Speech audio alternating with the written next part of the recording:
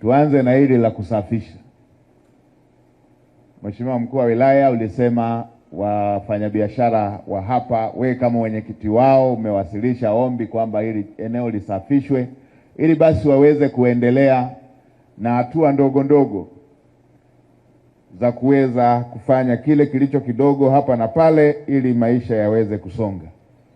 Mkurugenzi, ukitoka hapa leo wakati unamalizia sikukuu, umalizie na mipango, kesho hapa pote pasafishwe.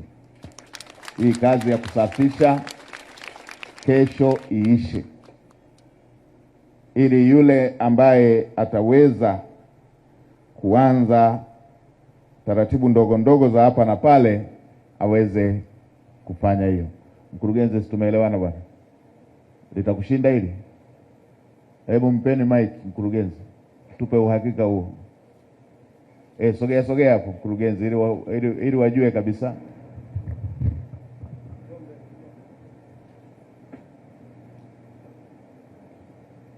Nimesemaje mkurugenzi? Mheshimiwa Waziri Mkuu, umesema kesho kazi ya kuondosha hizi takataka ikamilike yote kesho. Linakushinda hilo? Hapana, ilishindi. Mpaka saa 12 jioni kila kitu kitakuwa sawa.